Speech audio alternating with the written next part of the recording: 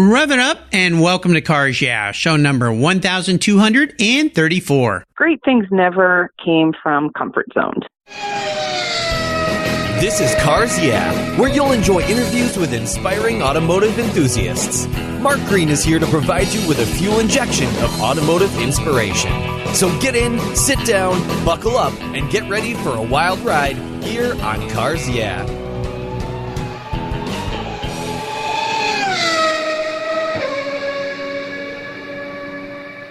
Hey, this is Mark Green. Join me at the Classic Auto Show in Costa Mesa, California, this March 16th and 17th at the Orange County Fair and Events Center. I'll be the celebrity stage MC conducting live interviews with past Cars Yeah guests, including Adam Carolla, the Grand Marshal, Dave Kindig from Bitchin' Rides, Wayne Carini from Chasing Classic Cars, Mark Warman from Graveyard Cars, Mike Finnegan from Roadkill, Bogey from All Girls Garage, Big Mike, import tuner and builder, and Lynn St. James, an iconic race car driver. I hope I'll see you at the Classic Auto Show. For more information, go to theclassicautoshow.com. That's theclassicautoshow.com.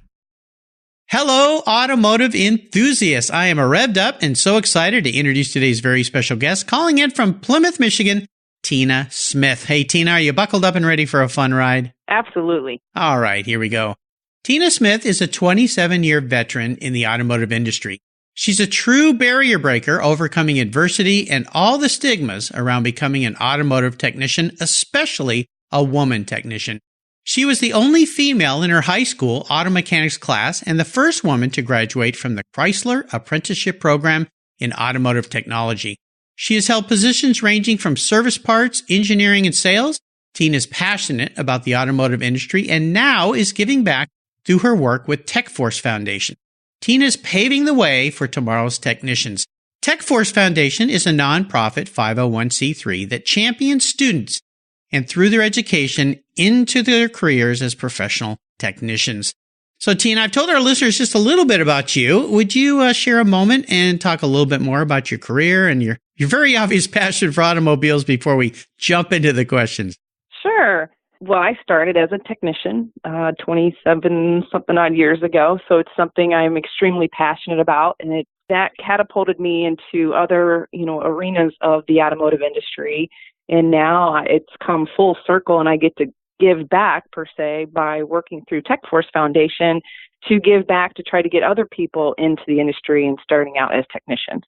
So I'm really excited for the opportunity. Yeah, I love this. It's great. Anytime we can help young people find their passion and get into a career that they perhaps don't know anything about or want to learn about or want to be a part of, and there's such a need for it. I know in our pre-show chat we were discussing that a little bit, but we're going to learn a lot more about that. But first, we're going to learn a little bit about you. And as we continue on your journey, I always like to ask my guests for a success quote or a mantra. This is some kind of saying that's been instrumental in forming your life and your success. It's a nice way to get the wrenches turning here on Cars Yeah. So, Tina, take the wheel. I have plenty of quotes. One that sticks out in the context of what we're talking about is great things never came from comfort zones. I like that quote because, especially being a female in the male-dominated industry, you have to get out of that comfort zone in order to succeed and excel in the industry. So that's one that hits home for me. I love that. I think it's really, really important. No matter being a woman or a man or anything in life, it's where the fun things happen is when you get out of your comfort zone and try new things. What's the words I'm looking for is don't fear to fail. As long as if you're gonna fall down, at least fall forward. So when you get up, you're a few feet ahead of yourself a little bit. But that's a good one too. Well, yeah, I like that, but I love the whole aspect of this. So back when you started into this industry, have you seen some improvements over the years that have made it better for women in the automotive technical side of business? Yeah, absolutely. I'm seeing just, more push and more, options and opportunities for women to get involved. And it's not so much, it's just a man, career anymore. It's becoming really acceptable. And, you see that with a lot of the women celebrities, or advocates in the industry kind of opening the doors for for more women and young girls to get interested in it. So it's really exciting. We've come a long way. I've had some great women in that realm just this week. Jessie Combs, who's going to be at the Classic Auto Show with us there. And we're going to talk about that in a little bit too, and TechForce's involvement there. But Bogey from All Girls Garage and some other women from that show. And on my website, I've got over 100 women who've been guests on the show that are in the automotive field. And I remind our listeners, coming up here in March, I'm going to interview 21 women back to back who are all in the automotive industry that have figured out a way to be involved and be a big part of it. That'll be a fun part of celebrating Women's History Month in March here on Cars Yeah. But I think it's great, and I'm glad to hear from your perspective things have improved. It's gotten a little bit easier, more accepted. Absolutely a good thing for everybody, men included, of course.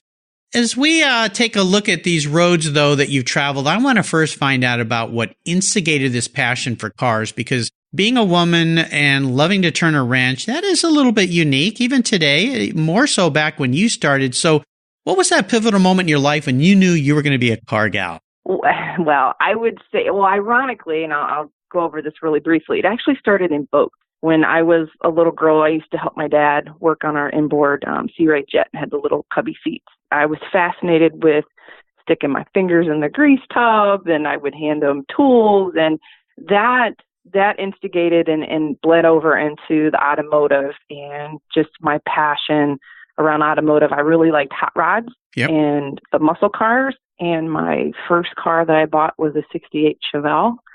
And I rebuilt that motor in shop class. And something about when, you take months to rebuild an engine, and that moment that you hear that motor, that start in shop class, where everybody in the class gather around the car and you turn it over.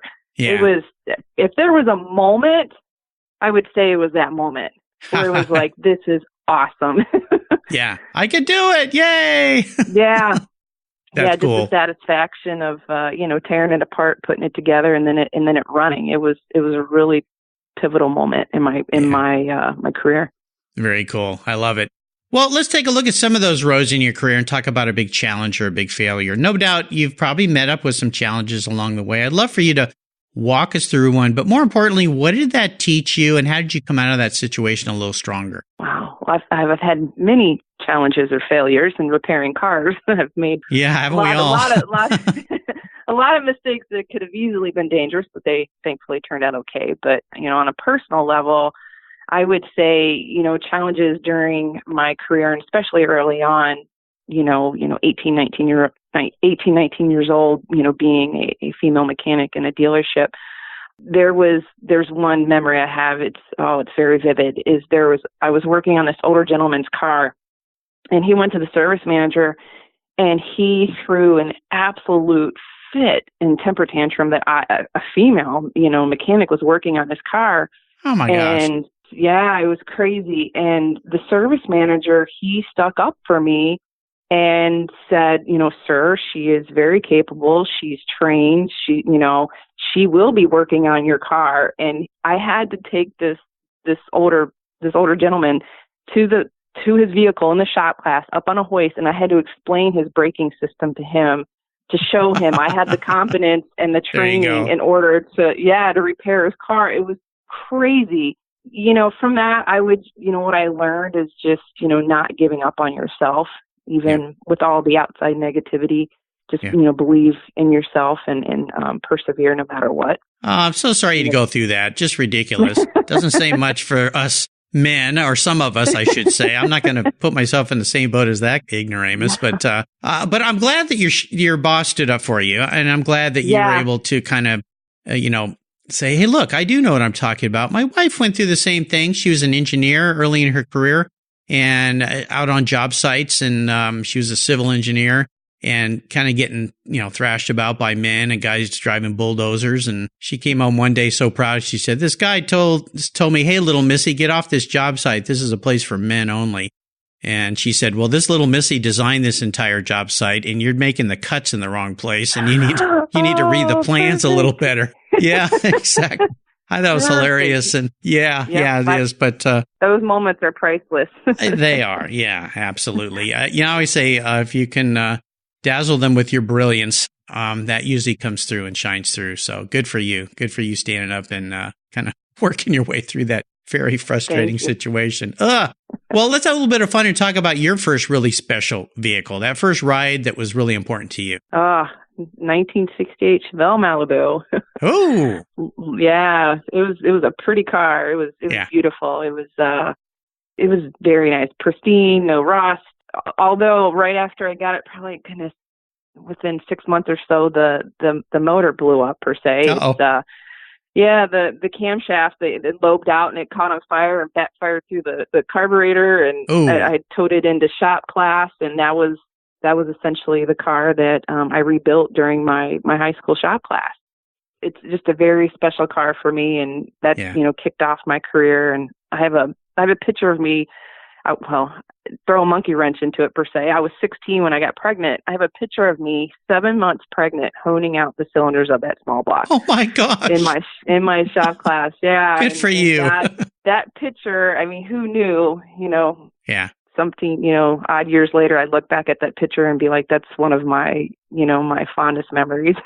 Yeah. Oh, those, technically, you're a much smarter lady than I am when it comes to engines and things like that. Is that referred to as an intake backfire? Actually, it makes very good sense. I would say so. I don't know if that's that term for what happened, but that makes sense. Well, the reason I ask is, when I was younger, I saved and bought an older Porsche, and I learned about what they call intake backfires, where it does what sounds like your engine does, but it blows back through the airbox, and it basically blows your plastic airbox to smithereens on the top of your car. And they devised a little, like a pop-off valve that they drill into it and install. So when that happens, the valve is on a spring, and it blows open, and all that air blows out before it blows up the box. That makes sense. So it kind of sounds like what happened in your car a little bit. Yeah. It's just, I think it's too much fuel running too lean. It just loads up, and then it has nowhere to go except out the top end versus the bottom end. So kind of a burp versus the other option, I guess, on a human being maybe, but we won't go there. So, I learned the hard way. That was an expensive fix for me. I was new child, new house, and didn't really have a lot of money for repairs, and I was in the middle of an intersection and opened the back and went, oh my gosh, my engine exploded. But luckily, it's just the airbox. It doesn't damage the engine. So I lucked out. Little better than what you ended up with. But hey, your car was in capable hands, right? Yes. Very cool story. Well, not that cool, but learning lesson. Let's put it that way. Well, is there a car that you've owned that you wish you had back in your garage? Yes, I would say. Well, I wish I had my Chevelle. It's another story. But I had a 91 Chrysler LeBaron, and it was a 5-speed turbo, and I used to race it in college in SCCA, and it was just a fun car to drive. And I got rid of it a long time ago with, just growing up and shuffling around cars, and it was just, it was a fun car.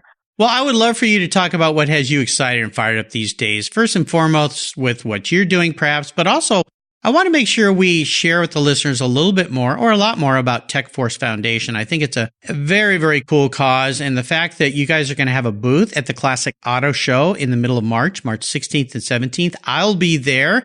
And I'd love to go. I'm going to come by your booth and learn a lot more from you guys there. But tell us a lot more about this and where people can go to learn about it. Well, like you said, TechForce, we are going to have a booth there at the show. I'm really excited because we are launching this experience, the life of a technician, and it's this mobile unit that we are going to be having around at events like this, and it's going to hopefully draw in the youth and the parents of those kids and get them excited about the industry. And just show them it's more than just being a technician, we're going to tie, the STEM activities into being a tech. And the vehicles of today and tomorrow are not like the vehicles of the past. And it's basically a rolling computer. And we're trying to express that to this next generation and try to get them, fired up and excited to becoming a technician. And we will be there with some hands-on activities and, visual displays, and hopefully answer any questions they may have, and then give them a resource that they can look up stuff, afterwards on our website, techforcefoundation.org, answer any questions. But we're really just trying to turn around, the stigmas around being, that greasy mechanic technician, and just, increasing the awareness and enthusiasm for the profession. So I'm really excited about it. Yeah, it's changed so much. I have a nephew who worked for 11 years with Volkswagen. He recently got a job with Tesla. He's so excited, loves working with Tesla and all the technology. And when you look at what he's doing compared to my brother-in-law, his father, who has been a mechanic going way, way back to the old days in the 60s, 70s, and 80s, and how things have so radically changed on how people repair cars and what the youth today, you really are playing with computers all the time now. You still got to turn a wrench and do some things like that, but so much of this has become technical, right? Oh, absolutely. Absolutely. If you bring a car into a shop and you're not plugging a scan tool to it, I don't know what you're doing. It's a lot of it is pulling codes and looking at the electronics and seeing what the computer is saying. It's not like the cars of the past where everything was mechanical. There's so many sensors and electronics on these new vehicles. You have to be trained. You have to. Yeah, so it's pretty cool. Pretty darn cool. Well, I'll encourage people. You can go to TechForce. Is it techforcefoundation.org, your website? You got it. There we go. Yeah. Check this out. And if you're going to be in the Orange County area, Los Angeles area, even San Diego area, come up to Costa Mesa to the fairgrounds there, March 16th, 17th to the Classic Auto Show. I'm going to be an MC on the celebrity stage interviewing some very cool people who've been guests here on my podcast who are going to be there, all TV celebrities. But you can also go to the TechForce Foundation booth. Bring a young person with you who might have an interest in cars. Expose them to this. Who knows what you may setting off in motion here with their career and the opportunities that could be available to them in the future. Very, very cool thing you guys are doing there, Tina. Up next is the last lap. But before we put the pedal to the metal, let's say thank you to today's Cars Yeah sponsors. What's the worst thing for your car's interior? No, it's not that milkshake the kid spilled in the back seat. It's the sun. Harmful UV rays cook your automobile's interior hour after hour when it's parked outside, even on a cloudy day. What's the solution? Covercraft sunscreens. They protect your dash, seats, and interior finishes from those damaging UV rays while keeping the interior temperature tolerable, even on the hottest summer days. No more painfully sizzling seats and steering wheels for you. They unfold quickly and easily install, stay where you put them, and are custom patterned for an exact fit. The foam core acts as a cooling insulator, and you can get yours in different colors and finishes. And they even fold up easily and store under your seat or on the floor. I've used Covercraft sunscreens for years, and they are a fast and easy solution that protect my beloved cars when they're not in the garage. Learn more and order yours at covercraft.com. Want to protect your entire vehicle? Get a car cover from Covercraft. They have those too. That's covercraft.com, and tell them Mark sent you. Are you looking for a way to get your products or services into the ears of thousands of automotive enthusiasts around the globe? I can help. This is Mark Green here at Cars Yeah, and I'd be honored to be an influencer and ambassador for your brand in a unique and personal way. 5 days a week, thousands of subscribers and listeners enjoy the Cars Yeah podcast and website. Contact me today and I'll show you how at mark@carsyeah.com or connect with me through the Cars Yeah website at carsyeah.com. Hey, Mark Green here from the Cars Yeah podcast. Did you know you can now see me on the Cars Yeah TV show? That's right. Cars Yeah is now on MAV TV. I visit some of the past Cars Yeah guests and take you along for the ride. Go to mavtv.com to learn more where you can enjoy Cars Yeah TV. MAV TV is also available on DirecTV, Fubo TV, Fios by Verizon, or you can stream it through mavtv.com online. And they said I only had a face for podcasting. All right, Tina, we are back, and I have a bit of an introspective question for you. If you woke up tomorrow and Tina was a vehicle parked in the garage, what would she be and why? I know, it's kind of funny. Question. Well, at first I wanted to be something sexy like a Lamborghini or Ferrari. Well, we all do, right? Yeah. But if I have to pick what I perceive myself manifested as, it would be a monster truck. Oh, now that's not what I was expecting. Now, why a monster truck, Tina? My whole perspective of you has completely just changed. One word, fearless. Ah, I like it. Yeah, I like it. Yeah, and I would have never thought of that until really good friends of mine gave me a Christmas gift with fearless engraved in it. And I'm like, fearless? And they're like, yeah, they're you do whatever you set your mind to. You're totally fearless. So Nice. When I saw that question, I was like, monster truck, because the monster truck just kind of goes through everything and over everything. It just does its job, right? Whatever it's required of it, it does. Wow. Yeah. I think you might be one of the first monster trucks. Who knows? So I like it. Very cool. All right, we are ending the last lap, and I'm going to fire off a series of questions and ask you to give our listeners some very quick blips of the throttle answers. So here we go. What's the best automotive advice you've ever received? I follow your passion. Ah, okay. Very good. Now, I thought being a mechanic, you'd say, change your fluids often. Well, yeah. If you're, I'm sorry, pertaining it to an automotive, change your oil. Yeah, change your oil. Yeah. Best automotive advice. Yep. Absolutely. And do it more often than they say you need to, for goodness sake. It's cheap insurance. So, and learn how to do it yourself while we're at it, while we're telling people what to do, right? Would you share one of your personal habits that you believe has contributed to your many successes over the years? I would say just being a lifelong learner. Never stop learning. Yeah. Great way to go through Never life. stop learning. Be fearless, as Tina says. Do you have a resource that you'd like to share with our listeners? I think I know what it might be. I would say there's a couple associations that have totally helped me in my career. Women in Auto Care and Women in Automotive. Oh, are those websites? They are websites. They're actually associations. So I'm sure if you Googled either of them, you would get right to their landing page. But one is Women in Automotive, and the other one is Women in Auto Care. There you go. I like that. And we'll add TechForce Foundation in there as well. Great resource for you if you're looking for a career change or how to help a young person. Now, if I could wave a magic wand and arrange for you to have a drink with anyone in the automotive industry, living or deceased, who would that be? Bertha Benz.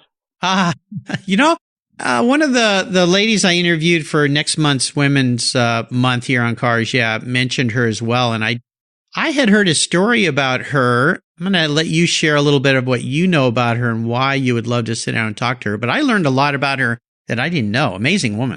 Yeah, very much so. She's the wife of Carl Benz, who was the creator of the first automobile. And she took the first known road trip back in, was it 1888? And I find that fascinating because she was so confident in herself that she was going to get to where she wanted to go. She actually took her two sons with her on the ride, and her husband, she did it, against everybody's will. I mean, she wanted to take this road trip and she was going to do it, and she did. So yeah, good for her. I would love to have a conversation with her. So that's where the road trips kicked off. Another fearless woman. Yep, Bertha Benz. I also understand that she had some means, and she was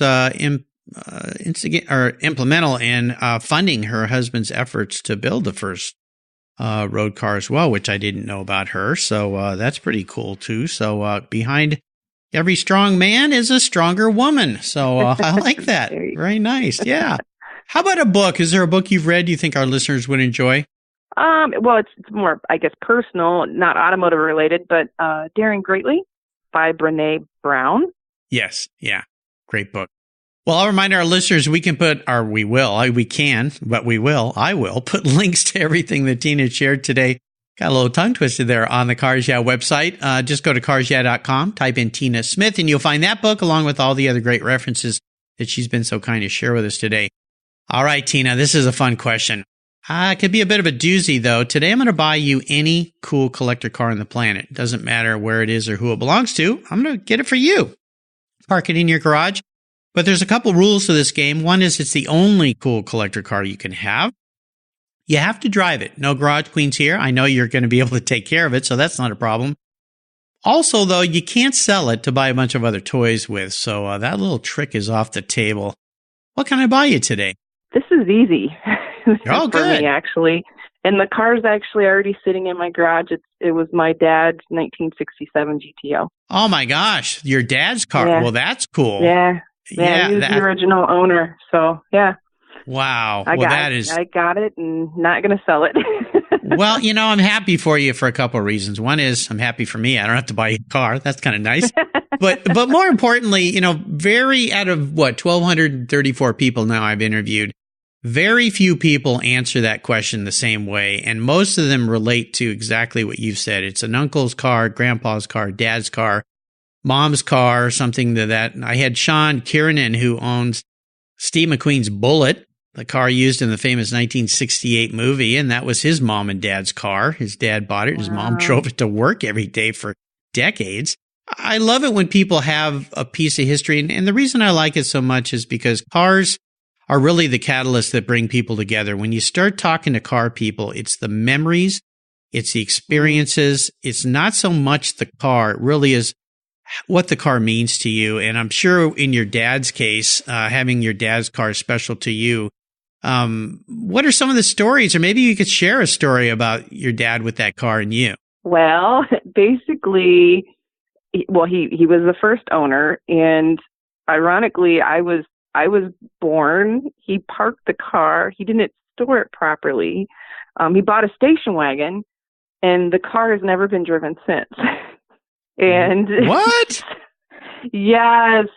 So the car has actually been stored in the garage for going on 43 years now, and oh my I pulled gosh, the motor. Yeah, it's so it's I've never seen it driven. I've only heard stories about him and date nights with my mom, and I've seen pictures, and every time Woodward comes around every summer in Detroit, I sit in it. I make car noises, but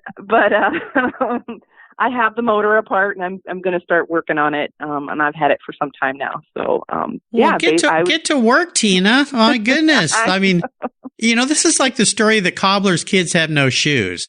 All your skills, and there's that GTO iconic muscle car sitting in the garage, and you're not driving it. Oh my gosh. Okay. I'm going to set a little goal for you here, Tina. I'm going to call you back in a year from now. Okay.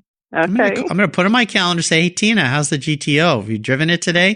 And I want you to say, Mark, I have, and it's fabulous. Okay? All right. Okay. We'll settle. I know you can do it. That's not the problem, right? It's called life. It gets in the way of some of this stuff. So, yeah. What color is that GTO? It's Tyrol blue. Tyrol white blue. Convertible. Yep. Oh, white convertible. Top. Yeah. Oh, my gosh, It's Tina, pretty. you got to get that on the road. Oh, I will. Okay. I will. All right. Well, you're going to be in a long list of people to pry and poke at me for it. So well, good. I'm working on it though. Well, I'll nudge you along a little bit here. Yeah. Everybody listening, come on, get behind Tina. Yay, Tina, go GTO. Get that goat on the road. Oh my goodness. Well, I'm glad I asked you to share a story, because that's not the story I was expecting at all. So, that's a good one. I like that. All right. Well, hopefully that car will get back. I know it will. I no hope here. It'll happen. It's just a matter of time. So that sounds like fun. Tina, you've taken me on a great ride today. Really enjoyed getting to know you better. I want to thank you for calling in and sharing your journey. I look forward to, will I be seeing you at the Classic Auto Show? Will you be there? Yes. I'm awesome. I will be there. Yep. Well, good. We'll get to shake hands, say hello, get a picture. Looking forward to that. Could you offer our listeners a little parting piece of wisdom or guidance before you drive off into the hills in Dad's 67 GTO? I would say just, surround yourself with role models and people you can learn from. Yeah. Don't be afraid to ask for help. I mean, that's one thing I've learned in my age. Put the pride aside and just ask. So if you meet somebody that you admire, ask them. Yeah, absolutely. Well, there's a great quote. We are the culmination of the people we surround ourselves with. And I guess Mom was always right. Be careful who you pick as friends. It could define and radically change your life for the good or the bad. So great advice there. Surround yourself with the best people you can. Better yet, people who are a lot smarter than you, because you'll learn a lot every single day from them. And what's the best way for people to follow along with you and learn about TechForce Foundation? Well, my email is tsmith@techforcefoundation.org. Or you can find more information about TechForce Foundation at our website, which is techforcefoundation.org, and check us out. There you go. I encourage you to check it out. Listeners, you can find everything Tina has shared again here on her Cars Yeah show notes page. Just go to carsyeah.com, type Tina Smith, easy to find, and that page will pop up. And again, if you're going to be anywhere in the Los Angeles area in the middle of March 16th and 17th, join Tina and I and a whole bunch of other great people at the Classic Auto Show at Costa Mesa at the Orange County Fairgrounds there. You can go to their website, classicautoshow.com, to get tickets. Over 2,000 cars. Tina will be there. I'll be there. We're going to be having so much fun. You need to join us. Come up and say hello. Tina, thanks for being so generous today with your time and expertise and for sharing your many wonderful experiences with me and the listeners. Until you and I talk again, I'll see you at the Classic Auto Show. Thank you. You're welcome. You take care of your cars, but who takes care of your investments? Tune-ups aren't just for engines. Updating your financial plan is important too. Your GPS may take you from A to B, but it won't help you on the road to financial freedom. For that, you need a good co-pilot and a very trusted advisor. Chris Kimball, CFP, is just the man for the job. He'll guide you down that road without driving you crazy. For over 25 years, Chris has helped people just like you and me with their financial planning and investments. With a master's degree in financial services, he is eminently qualified, and he's a car guy too. Learn more at chrisvkimball.com or call 866-ON-A-PLAN. Securities through Money Concepts Capital Corp. Member FINRA SIPC. CK Financial Services is not affiliated with Money Concepts Capital Corp. Thank you so much for joining us on today's ride here at Cars Yeah. Drive on over to carsyeah.com to find show notes and inspiring automotive fun. Download your free copy of Filler Up, a fun book filled with gorgeous photographs of fuel filler fun, including quotes from more inspiring automotive enthusiasts. Download your copy today, and we'll see you next time on Cars Yeah.